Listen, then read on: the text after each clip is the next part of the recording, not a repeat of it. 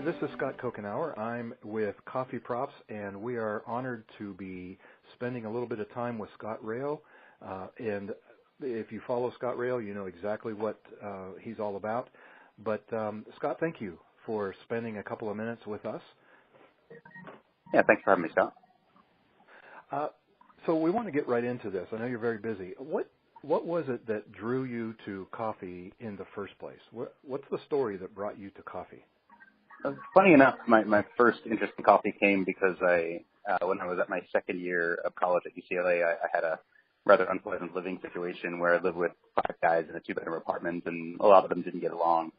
And so I basically spent all of my free time at the college campus coffee house, which was open till 1 a.m. and it was a lovely place, and I kind of made a lot of friends there and spent all my time there to avoid going home. And I really just kind of fell in love with the idea of the coffee house as a sort of a second home.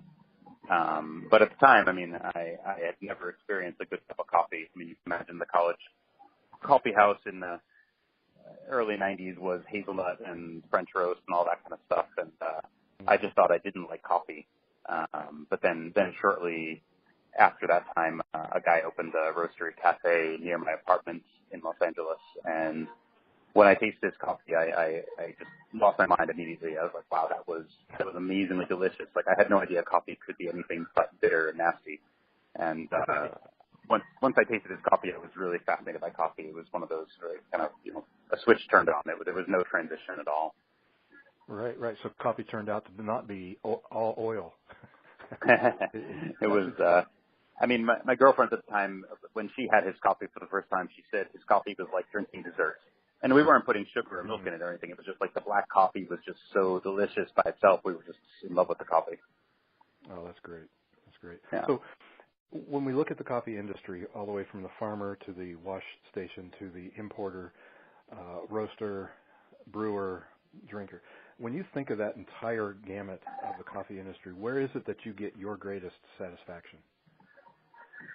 Well, to be fair, I'm not involved in or good at the whole chain. In other words, I know very little about farming and processing and such, but I focus on roasting and brewing and extraction. And that's where I try to go deep there rather than trying to go wide and doing everything. Yeah. My greatest satisfaction definitely comes simply from problem solving. I love sitting there thinking, how can we make machines better, which is kind of why I'm involved with the Decent Espresso project. I like thinking about how to make a roasting better, which is why I spend most of my time these days actually just analyzing people's roast data and helping them get better at roasting. And the problem solving is kind of what keeps me in it. It keeps me excited about it. That's cool. Well, and when you're involved in all of this, one would tend to think that you're at the top and you don't have anything more to learn. But I would imagine there are people that you look up to. Who are some of none of us know anything. It's Sure. I'm pretty good friends these days with people like Matt Berger and James Hoffman and Gwilym Davies and all lovely people and all very smart. And I think we all feel the same way, that no matter how much we know that like what we know is just a drop in the bucket. And and I feel like I'm learning faster this past year than I was learning 5 years ago or 10 years ago. I feel like it's not stopping, and that means that there's an amazing amount of low-hanging fruit out there still, even for someone like me who's been in coffee for 23 or 24 years. Why do you think you're learning more recently than in the last 5 years? It's definitely because of the people that I've been interacting with in the last few years.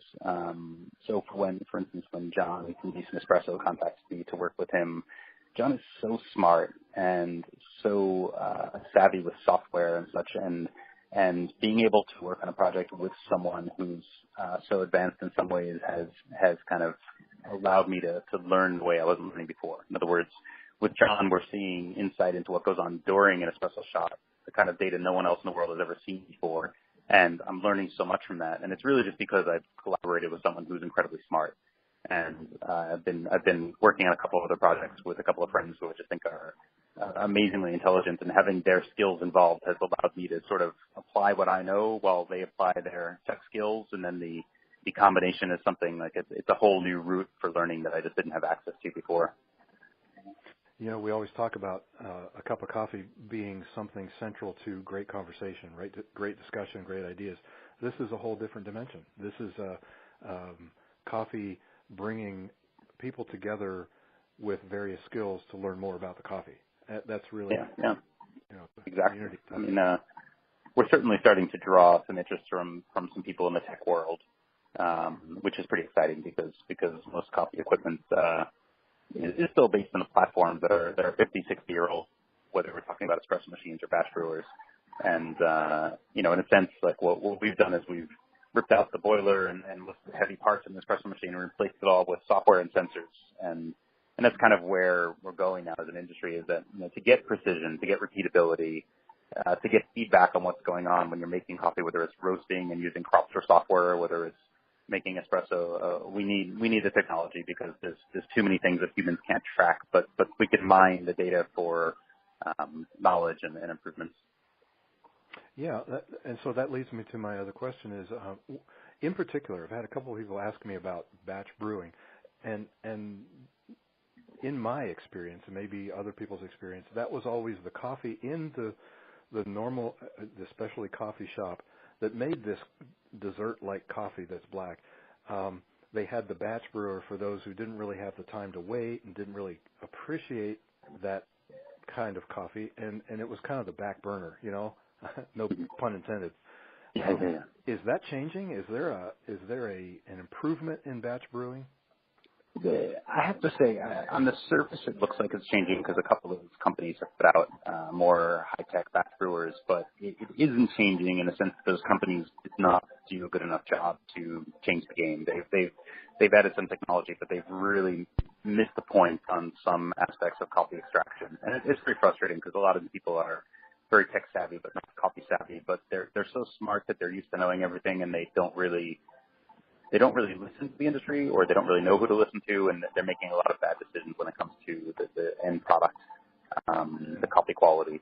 So there's a lot of gee-whiz stuff happening in batch brewers recently, but they're not actually converting it into making better tasting coffee, which is kind of frustrating. Yeah. Okay, so what do you see in the coffee future over the next decade? It's a little bit like what I referenced before, where so I'll give you, for instance, you could take a typical batch brewer about any one of the major brands, and I don't have to name any names, and none of them are using flow meters to measure the dose of water that's being sprayed. None of them have precision control over how much water gets spit out per batch. So like the best batch brewer I know of in terms of getting consistent good extractions has a range of 80 grams of water it spits out. So if you're doing 2-liter batches, which is about 2,000 grams of coffee, 2,000 grams of water, let's say, you're gonna spit out anywhere from 1960 to 2040 grams of water, which is just a huge miss, considering that we have the technology to get that down to less than a gram without spending more than $20 on parts. And there's a whole bunch of things like that in terms of, like, a lot of the companies now have ditched good spray heads for bad spray heads.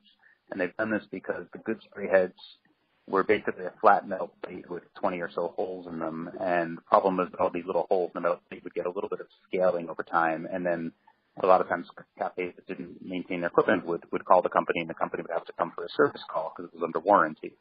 And this frustrated the company. So what they did was and a few of them have done this, they moved to like a tiny plastic dome-like spray head that doesn't distribute the water as well, but it will never scale up.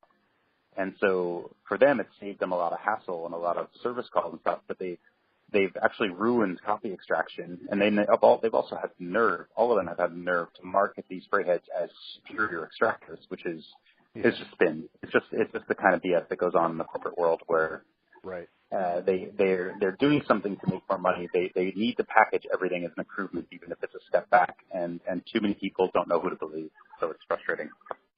Yeah, well, and to that, we at Coffeeprops and everyone listening, thank you for holding the standard and diving deep into these areas and not trying to go wide in a bunch of other stuff.